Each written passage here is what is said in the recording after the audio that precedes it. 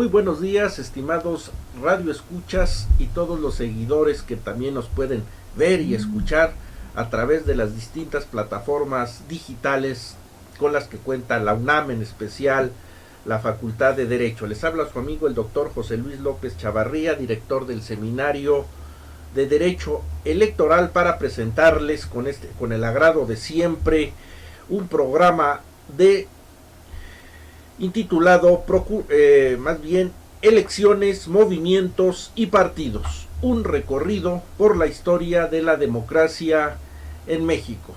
Como siempre, tratamos en el programa de abordar temas de interés, temas diferentes, con verdaderos expertos en la materia, que desentrañen y esclarezcan los temas que actualmente están en el tapete de la discusión. Y el día de hoy es uno de ellos, nada más y nada menos que hablar de la procuración de la justicia en la Ciudad de México, retos en su control de procesos. Y como es habitual, siempre nos ponemos en manteles largos por la calidad de nuestros invitados especiales. El día de hoy, dos ilustres juristas. Ya está con nosotros aquí en cabina de transmisión el maestro Ernesto Segura Hernández, y está por abordar, dada la carga de su agenda de trabajo, la maestra Alicia Rosas Rubí. Es realmente un gran gusto tener en cabina al maestro Ernesto Segura Hernández. Su currícula es en realidad muy amplia, prolífica. Simplemente a manera de acotación diré que pues es maestro, profesor universitario, abogado postulante. Su rama de especialización es el litigio en materia penal, aunque también conoce en asuntos de materia civil. Maestro Ernesto Segura, muchas gracias por estar con nosotros y con esta comunidad universitaria. Gracias por estar con todos nosotros. Gracias, maestro, es un honor. A nuestros contertulios de siempre y habituales en la cabina, maestro Eduardo Oropesa Villavicencio, buenos días. Buenos días, doctor, muchas gracias. Y le pediríamos, antes de seguir avanzando en el programa, a Michelle Barrios, para todos nuestros seguidores de redes sociales, que les diera los puntos de contacto. Gracias, doctor. Le recordamos a nuestros radioescuchas nuestras redes sociales. Estamos en Facebook como Seminario de Derecho Electoral, en Twitter como @semelectoralunam y síguenos en Instagram como @d.electoralunam. Pueden enviarnos directamente sus preguntas y comentarios vía Facebook Live a lo largo del programa, que de inmediato atendemos. Continuamos. Muchas gracias. Pues realmente el tema de la procuración de justicia en la Ciudad de México es un amplio abanico. Un abanico que comprende diversas perspectivas, por cierto, todas ellas con una alta dosis de conflictividad, de disputa, que encierra grandes dramas, injusticias, no de ahora, sino ya de hace varios años. Recientemente, al estar viendo algún tipo de noticias sobre esta temática, se acaba de desarrollar un interesante foro, un foro más de la Procuración de la Justicia en la Ciudad de México, en donde se invita al Tribunal Superior de Justicia, a la Procuraduría de la Ciudad de México y hasta a la Suprema Corte de Justicia de la Nación. Y los resultados, el dictamen que arrojan, pues realmente son muy preocupantes. Se les acusa, por decir, visto desde el Poder Judicial, se han convertido propiamente en una puerta giratoria que se traduce en que así entren o ingresen a la cárcel ciudadanos que han sido apresados por la comisión de algún ilícito penal, y no van a tardar varios días para que nuevamente estos personajes se encuentren nuevamente delinquiendo en nuestras calles de la ciudad. Los medios de comunicación inclusive han traído a colación a un personaje que ha caído más de 10 ocasiones y nuevamente ya en la 11ª, pues dicen, a ver si para la próxima semana nuevamente ya lo tenemos deambulando por esta ciudad capital. Hablar de la Procuración de Justicia en mucho se parte inclusive de la crítica, en el sentido de que se está todavía, y después de ya muchos años, instrumentando un nuevo sistema penal acusatorio, ese sistema penal adversarial, con las llamadas carpetas de investigación y un largo etcétera. Luego, entonces, maestro Ernesto Segura, con este amplio conocimiento teórico, sí, porque tiene estudios además de posgrado el maestro, pero una amplia experiencia en el campo del ejercicio profesional, por donde quisiera que arrancáramos un primer saque de esta pues compleja y apasionante materia. Maestro, muchas gracias. Pues es un tema realmente complejo, un tema difícil de abordar. Debemos de recordar que estamos viviendo en una de las ciudades más pobladas del mundo. Yo creo que estamos dentro de las 6 primeras ciudades, por abajo de Brasil. Es un tema complejo por tanta gente, tanta población que tenemos. El índice delictivo ha ido a la alza, definitivamente. La percepción de seguridad de los ciudadanos es de que no se sienten tranquilos. Hay una situación muy difícil por cuanto a que la Procuración de Justicia es fundamental para abatir estas situaciones. Ya no digamos también el tema de la implementación del nuevo sistema judicial, del sistema acusatorio, que ha venido a romper con todos los paradigmas que ya se tenían en el tema de procedimientos y de procesos penales. Incluso debo decirle que para muchos de nosotros como abogados de experiencia que dominábamos el tema en la cuestión del proceso penal, ha venido a resultar una parte complicada, a quitarnos ese chip para entrar de nuevo a un nuevo sistema, perdón la repetición, pero es realmente preocupante que todavía muchos abogados no conozcan el nuevo sistema y que pretendan litigar o llevar a cabo sus casos con base en las antiguas formas. En cuanto a la Procuración de Justicia, tenemos un rezago importante porque hay muchas situaciones, muchos delitos que no son denunciados por la desconfianza de las autoridades. Sin embargo, hemos visto que con base en esta gran problemática de la población, aún así sigue siendo la Ciudad de México una de las urbes a nivel nacional donde podemos hablar de que hay una percepción de, entre comillas, de mayor seguridad que en los estados. Entonces eso es de lo que ya nos da una idea de cómo estarán los estados, ¿no? ¿Cómo están? Si aquí la situación está realmente complicada, ya nos podremos imaginar en el... Sí, así es. Es un reto importante, o sea, yo siempre he sido de la idea de que los retos son para afrontarse, y en este caso sí hay la posibilidad de, como se ha venido haciendo desde hace muchos años, ir combatiendo la delincuencia y ir tomando las medidas necesarias, y esas son las medidas que hemos visto y de las cuales, pues con este nuevo sistema hemos tenido otra complicación,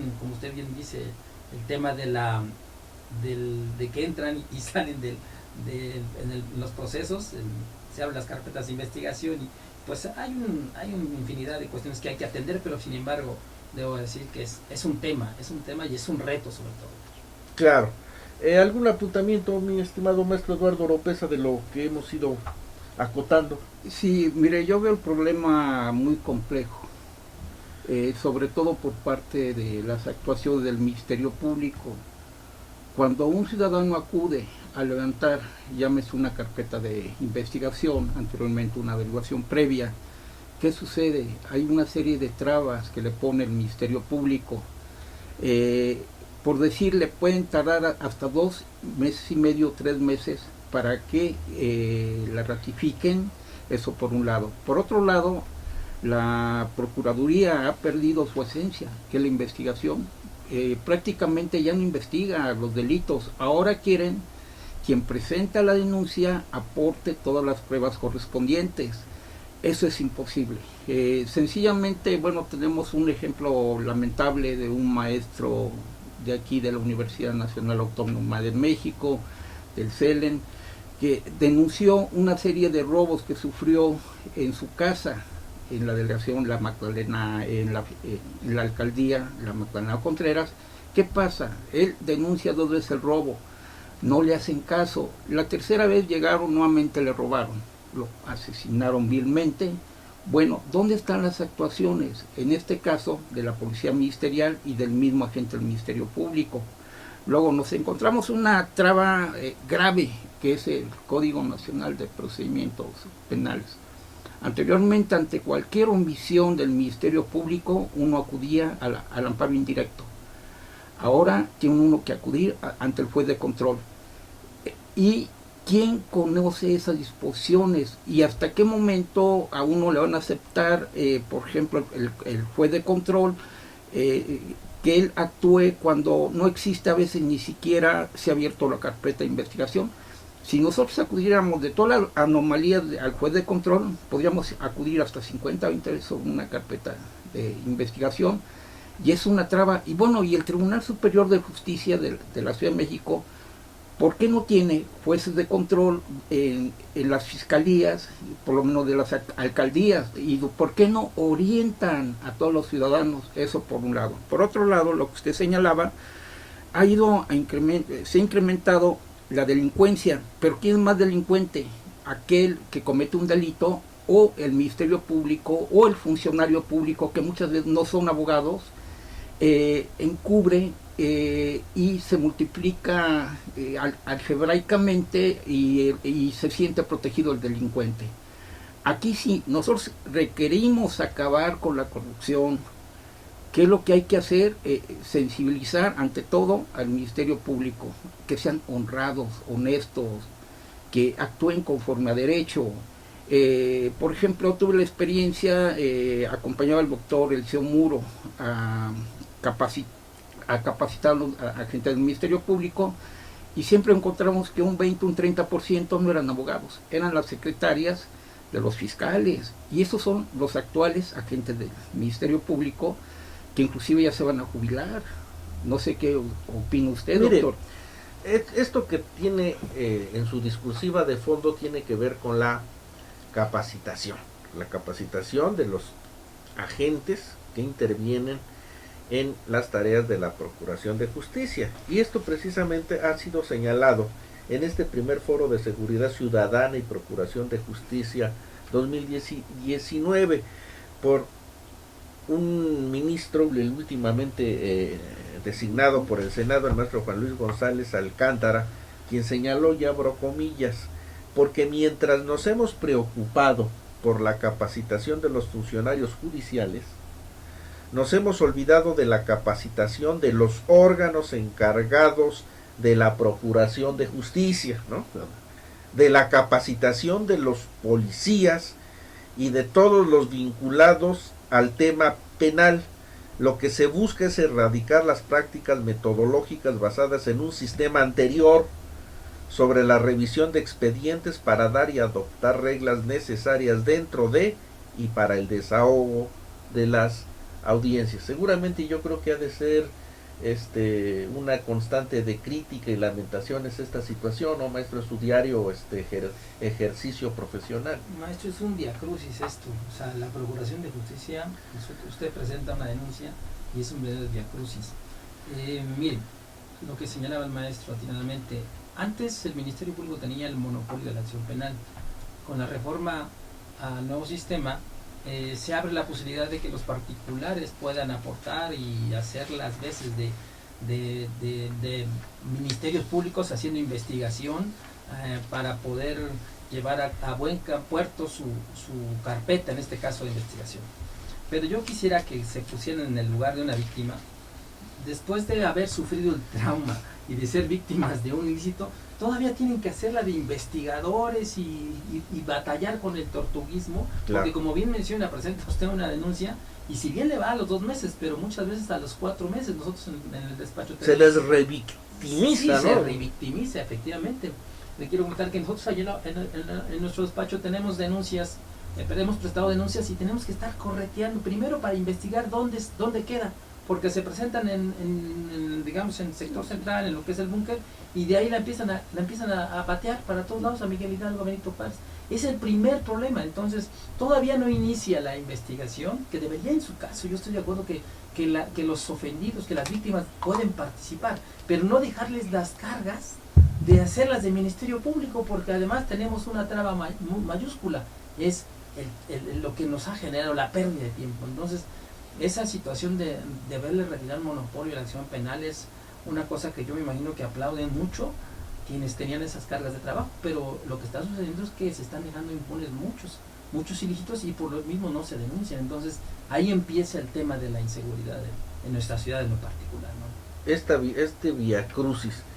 Y luego quizás se viene agravando esta situación cuando datos aportados por la actual Procuradora General de Justicia de esta Ciudad de México denuncia cómo la administración pasada, y ahí no echa la situación hacia las administraciones anteriores, dejó en el suelo la credibilidad de la Procuraduría de Justicia de la Ciudad de México, al dejar, y ya se había mencionado aquí, un rezago de casi 3,000 carpetas de investigación, y no es cosa menor, contra extorsionadores, violadores, defraudadores, que tuvieron que desecharse porque los tiempos legales se habían agotado en contra de ellos. Entonces, lanzo la pregunta, me anuncian en cabina que tenemos que ir a un corte, pero no le cambien y enseguida regresamos. Pues muchas gracias, nuevamente estamos con todos ustedes. Nuestra asistente Michelle Barrios nos daría las redes sociales como punto de contacto. Michelle. Claro que sí, doctor. Le recordamos a nuestros radioescuchas nuestras redes sociales. Estamos en Facebook como Seminario de Derecho Electoral, en Twitter como @semelectoralunam y síguenos en Instagram como @d.electoralunam. Pueden enviarnos directamente sus preguntas y comentarios vía Facebook a lo largo del programa, que de inmediato atendemos. Continuamos. Gracias. Maestro Ernesto Segura, en este corte relacionado a este tipo de dificultades en los principios de la Procuración de Justicia, usted nos traía a colación un caso no de novela, sino un caso que en vía de hechos deja mucho que pensar, que reflexionar en el tipo de Procuración de Justicia que la ciudad capital tiene. Maestro, ¿pudiera hacernos alguna breve remembranza? Comentábamos fuera del área de las situaciones, y le puedo platicar, nos podemos estar aquí toda la mañana y parte de la tarde platicando el caso, ustedes, nosotros, el público.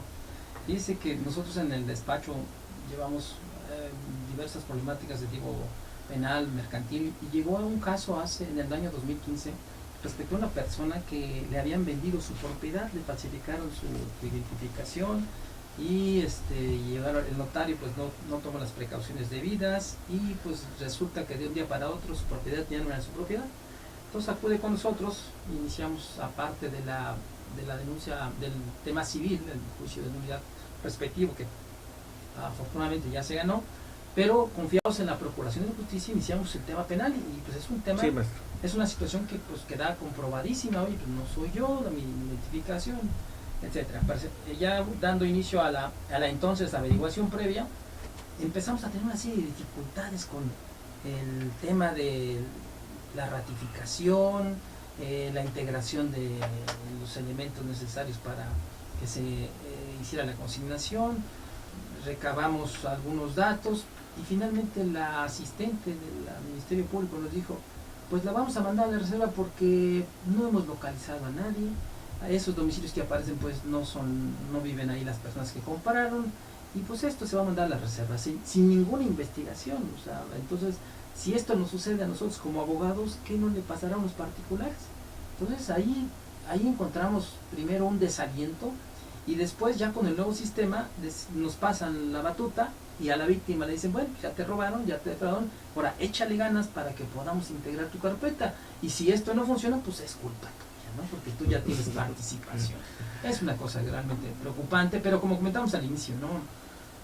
Para mí, para muchos de nuestros colegas que vemos estos temas a menudo, lejos de preocuparnos, o sea, sí, definitivamente sí resulta una situación delicada, nosotros debemos asumir como un reto, ¿no? Con estos foros, o sea, hacer voz para que esta situación mejore. Y por ello, maestro, le agradezco. No, usted, maestro, es muy interesante muy este tipo de reflexiones y de esclarecer y escudriñar estas lamentables realidades. Maestro Oropesa, ¿quería hacer algún apuntamiento al respecto? Sí, mire, cuando uno sufre un delito como víctima, lo primero que hace el Ministerio Público es enviarlo con un psicólogo que reciba la ayuda correspondiente. Pero ahora, ¿qué sucede? Lo envían al área correspondiente. Hay un contubernio entre los psicólogos y los agentes del Ministerio Público. Si usted no presenta ningún síntoma que fue afectado por el delito, de inmediato le descalifican.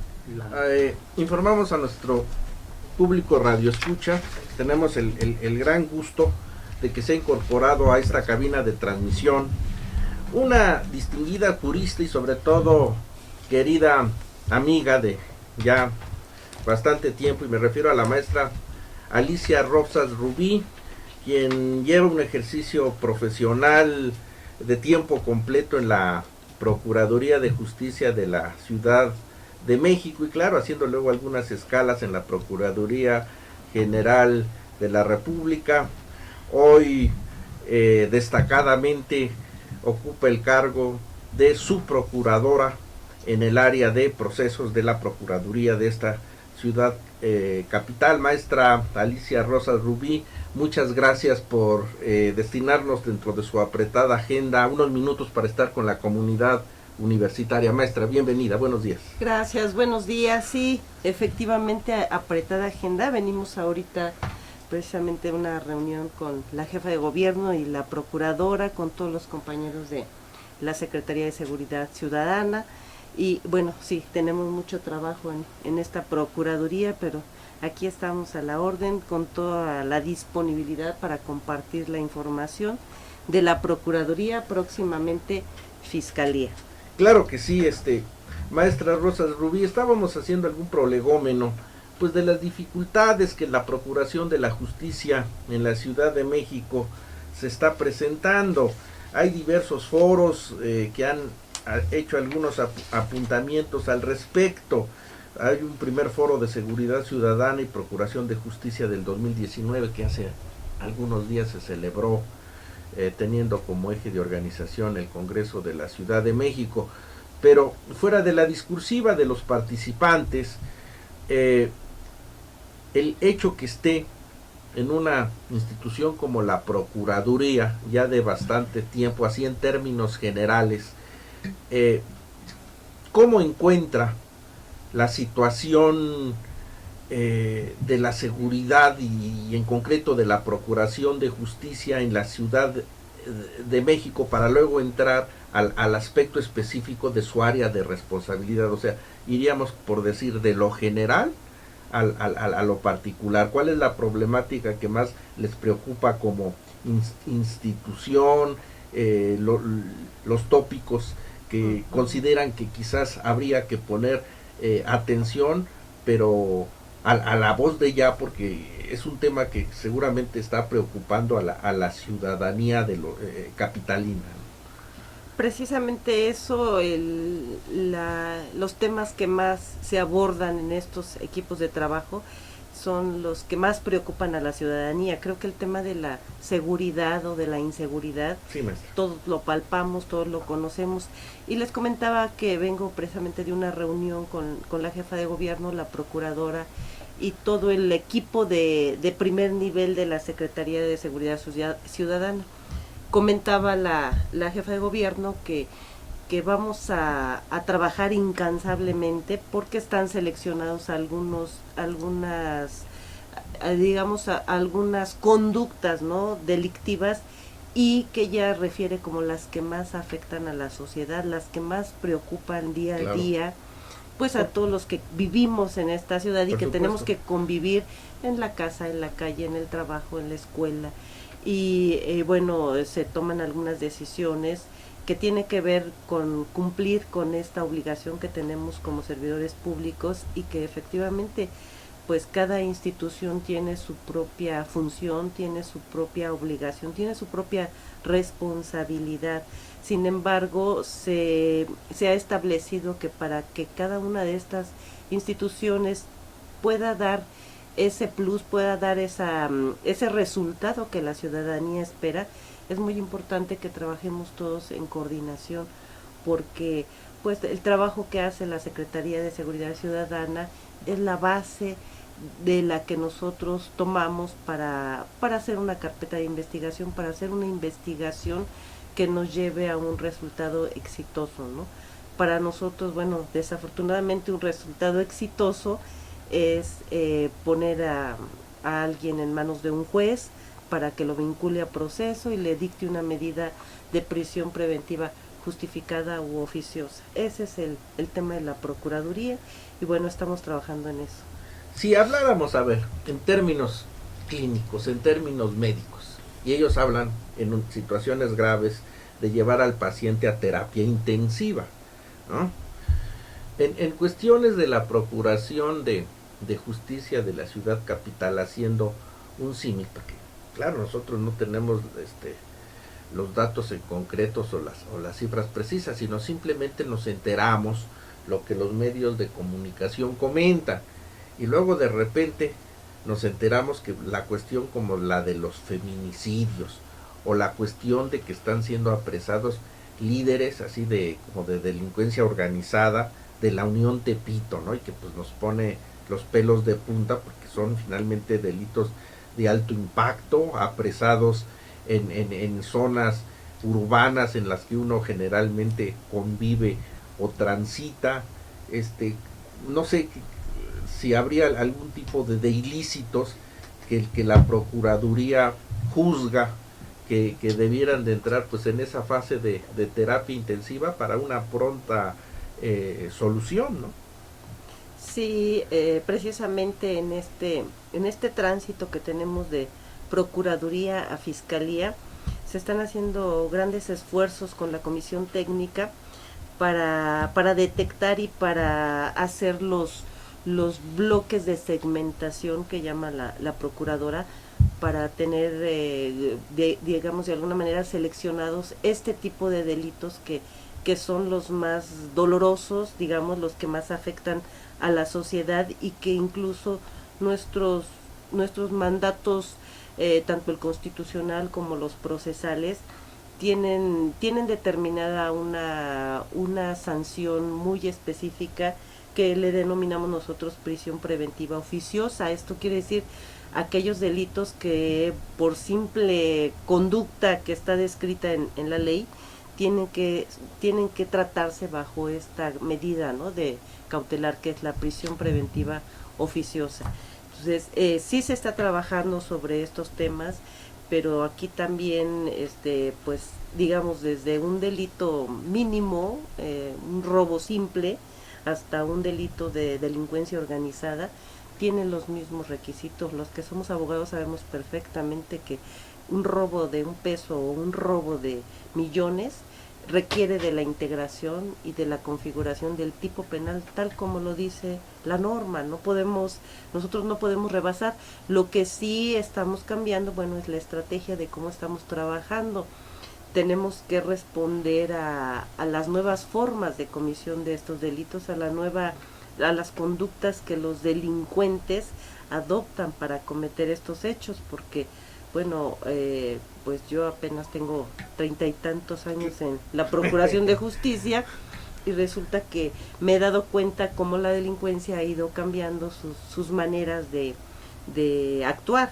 Claro. Ahora ya tienen ellos hasta dron, ¿no? Utilizan armas de alto poder lesivo, utilizan aparatos electrónicos, cosa que hace 30 y tantos años no era. Entonces, así como va evolucionando también la delincuencia. Exactamente, la delincuencia va avanzando, pues la Procuración de Justicia, la supervisión de toda esta Procuración de Justicia tiene que avanzar, tiene que modernizarse, y en eso estamos. Muy bien. Y cuando dice la maestra algunos años ya bastantes en la Procuraduría, y nada más por decir al frente de las fiscalías más complicadas, la Cuauhtémoc, en Iztapalapa, Tlalpan, de atención a víctimas de las mujeres o de delitos sexuales, o sea, nos da una idea de la amplia experiencia y sensibilidad de la maestra Rosa Rubí. Maestro Ernesto Segura, ¿algún planteamiento aprovechando la presencia de la subprocuradora? Sí, comentábamos antes que usted llegara que se han incrementado ciertos tipos penales, o sea, ciertas conductas, ciertos modos de operar, antes no se veían, y comentábamos que ahora es algo, si no común, algo muy... ha estado creciendo el tema de que te falsifican, te clonan tu credencial de lector y te hacen ventas de propiedades, o sea, eso ha crecido muchísimo. Nosotros en el despacho hemos tenido algunos casos, y también comentábamos... Como robo de identidad. Robo de identidad, se utiliza y se hace una venta, evidentemente en algunos casos el notario no lo sabe, o sea, no quisiera yo afirmar si lo sabe, pero se ha incrementado mucho, y gente que ha tenido pues una propiedad y dice, ahora ya no soy propietario. Entonces comentábamos ese tema, no sé ustedes si ya se percataron de esa situación y qué medidas se están implementando para ello. Sí, realmente es lo que comentábamos, ¿no? Los avances de la delincuencia. Hace unas semanas comentábamos con la procuradora, y ella tiene mucha atención en este tema y preocupación. Incluso ella había comentado que pues previo a todo el análisis de este tipo de conductas, estamos haciendo un esfuerzo por reivindicar a las víctimas en este uso y goce de derecho, porque efectivamente no se están dando estos temas. Primero que nada, el de robo de identidad, bueno, esto sabemos que es con la finalidad de cometer el delito de fraude. El tema de los despojos es otro, es de apoderarse, ¿no? Porque ahí están violentando posesión o propiedad, y evidentemente que pues ya lo tenemos en el radar de esta Procuración de Justicia, y se han tomado algunas decisiones muy importantes que tienen que ver con restablecer en el uso, goce y disfrute a las víctimas previo la conclusión de la investigación. Es precisamente lo que acaba de señalar la subprocuradora, lo que hace unos días la actual titular de la Procuraduría de Justicia de Ciudad de México, Ernestina Godoy, como los delitos de alto impacto los capitalinos tienen que enfrentar, como es el caso de homicidios, feminicidios, extorsiones y secuestros. Abro comillas, ahí es donde tienen que centrarse las investigaciones con todo el profesionalismo y los avances tecnológicos que se tienen en estos momentos. Qué bueno que existe esa preocupación y que se tomen las medidas al respecto. Me dicen en cabina de producción que tenemos que ir a un corte, pero enseguidita estamos nuevamente con ustedes. No le cambien. Bueno, maestra, mil gracias. Tiene ahí agüita. Nuevamente, comunidad universitaria, estamos en su programa Elecciones, Movimientos y Partidos, un recorrido por la democracia en México. Hacer el apuntamiento que este programa se graba con la edición correspondiente en unas cuantas horas, al día siguiente, en un par de días, podrán ustedes consultarlo de manera permanente en las redes sociales, principalmente en YouTube, en el canal del Seminario de Derecho Electoral, para alguien que quiera volver a escuchar las afirmaciones o que sirvan de fundamento académico para el estudio de la materia penal por los grupos de estudiosos del derecho de nuestra facultad. Pues ya en unos cuantos instantes estará editado y puesto a su disposición la conversación que el día de hoy estamos celebrando. Maestro Eduardo López, quisiera formularle a la subprocuradora algún tipo de cuestionamiento. Sí, yo quisiera hacerle dos sugerencias. La primera, bueno, retomando lo que el doctor señalaba, cuando nosotros acudimos con un médico, lo primero que vemos en su consultorio es su título profesional. Yo creo que también el Ministerio Público, si al frente está, atrás estaría su título. igual en todas sus actuaciones señale su cédula profesional. Ese sería el primero. El segundo sería la elaboración de un atlas, llámese criminal, de delincuencia organizada, o de las 16 alcaldías, y qué tipo de delitos se cometen, tanto federales como locales. Mire, yo estuve trabajando alrededor de 6 años en la Dirección General de Protección Civil. Se hizo un atlas de riesgo de todo el Distrito Federal, y muchas veces nos metíamos en cuestiones de este tipo, sobre todo cuando había un desastre de carácter social o provocado por el hombre.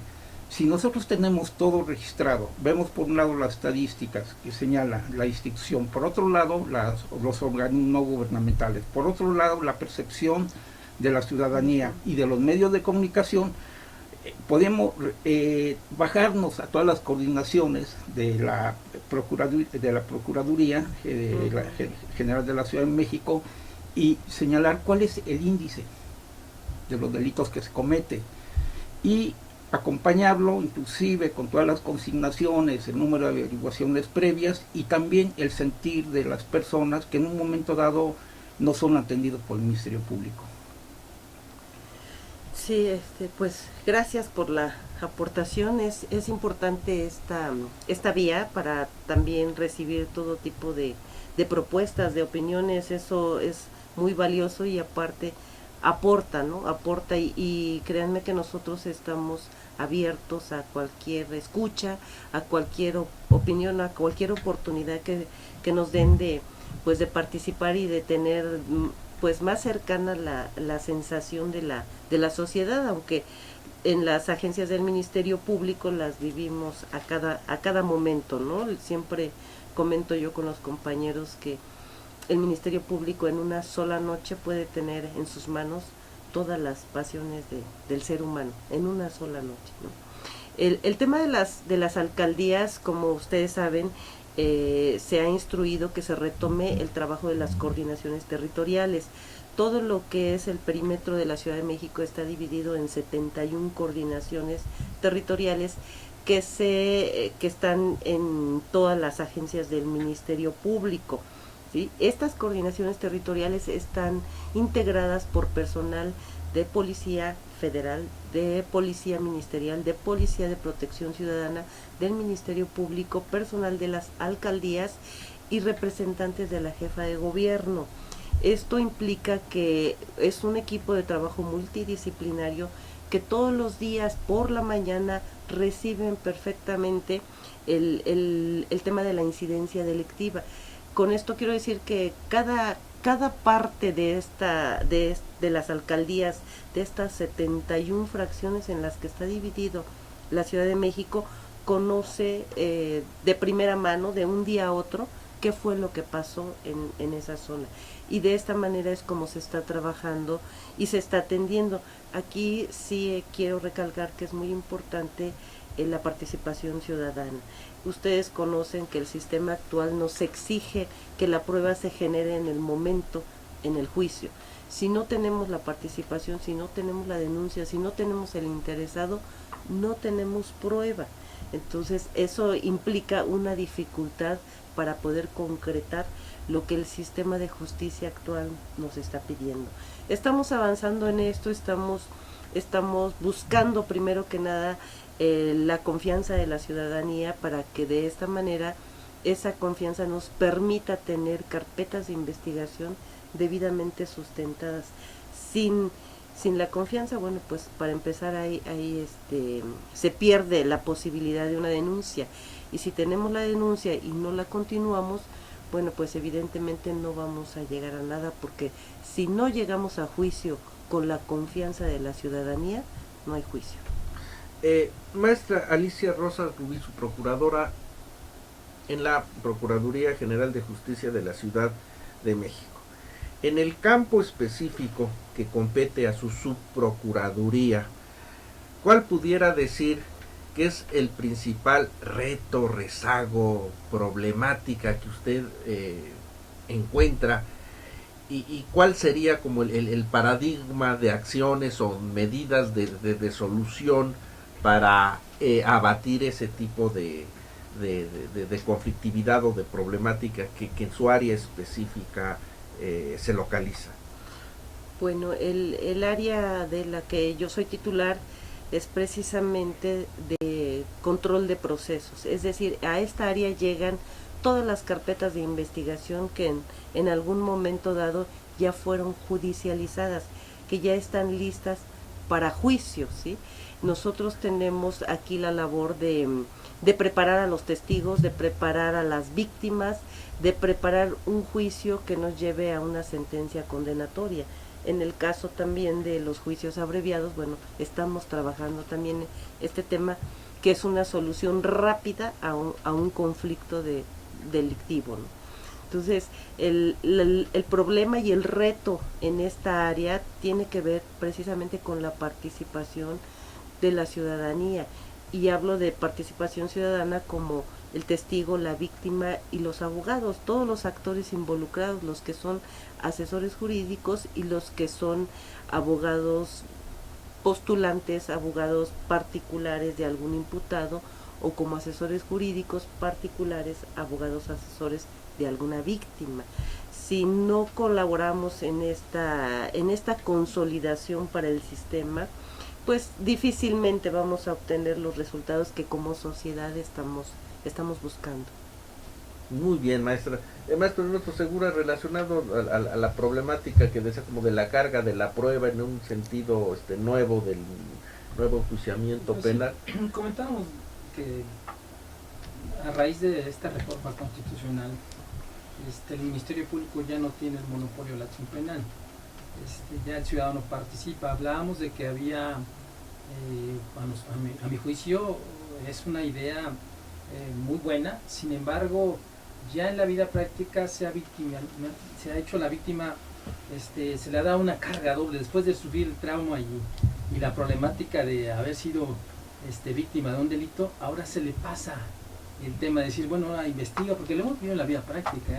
Le comentaba yo a los maestros que en algún momento en una averiguación, en ese entonces presentamos una denuncia respecto a este delito que le comentábamos relativo a la falsificación de las credenciales del lector, a la suplantación de personas y como consecuencia de ello al fraude, a la venta. Y iniciamos la averiguación y finalmente terminó en reserva esa averiguación, derivado a que no habían localizado en su búsqueda a uno de los participantes. O sea, tuvimos nosotros que hacer la búsqueda cuando todavía era averiguación previa. Entonces, considero que sí, en su conjunto tenemos que participar toda sociedad, pero creo que un filtro importante y una participación destacada debe ser del Ministerio Público en su primer momento, cuando se presenta la denuncia, dar ese seguimiento, que la ciudadanía tenga confianza en que eso va a continuar, porque nos hemos topado que cuando se presenta la denuncia empieza una situación, como usted bien dijo, un drama penal, tanto para la víctima como para, si en algunos casos, los que han sido sujetos a proceso, si son inocentes, me refiero a eso. Eso es realmente complicado. Entonces creo que habría que apuntalar en ese primer punto de contacto para que el ciudadano tenga la confianza de que tendrá que denunciar posteriormente cualquier situación que se dé delictiva, si ve un resultado, si no inmediato, si ve una atención, si ve un trabajo. Pero muchas de las experiencias nos dicen que es tortuoso presentar una denuncia porque se abandona y ya generalmente se van a la reserva por alguna situación. Eso es lo que me parece más importante. Gracias, maestro. ¿Qué expectativas o qué pudiéramos de logros esperar los ciudadanos, maestra Alicia Rosas Rubí, precisamente de esos momentos históricos que le ha tocado a usted vivir, ¿no? Es decir, la instrumentación de nuevos principios en el enjuiciamiento penal acusatorio. Ahora le toca otro momento histórico realmente fundamental, ¿no? Es decir, de un tránsito de una actual procuraduría para que en unos cuantos meses se abandone esta forma institucional, dando nacimiento a una fiscalía, ¿no? Es decir, pero no nada más es de denominación, sino que de fondo, entiendo, por eso ya hay una comisión técnica, etcétera, que tendrá que aportarnos un mejor estilo de vida en esta atormentada ciudad capital, ¿no? ¿Qué pudiéramos esperar? Sí, es correcto, ¿no? Nos ha tocado momentos históricos en los cambios jurídicos, pero es muy claro, la verdad es que tanto la sociedad como los profesionistas como las instituciones comentan lo que comenta aquí el maestro en relación a la queja, al reclamo ciudadano, tanto para la procuradora, para la comisión técnica, para la jefa de gobierno, para una servidora. Sí, la preocupación y el tema clave es el reclamo social, ¿no? El reclamo que la gente está esperando ser atendida. Hablan de tiempos tortuosos y todo eso. Creo que también tiene que ver mucho con la falta de información a la ciudadanía. El Ministerio Público no puede resolver de pronto todos los temas que se le plantean, ¿no? Especialmente ahora que una de las pretensiones en esta transición es lo que acabamos de comentar, la segmentación de delitos para atender a aquellos que más afectan la imagen, ¿no? Como sociedad, y que más afectan al ciudadano en su convivencia día a día. Aquí tenemos unas áreas que llamamos de centros de mediación, que son centros que tienen que atender a aquellas conductas que, sin llegar a ser tan lesivas como un robo, como un homicidio, como un feminicidio, afectan a la sociedad. Y también como sociedad nos tenemos que preparar para tener la conciencia de que actualmente ya no todo es ir a la cárcel, ¿no?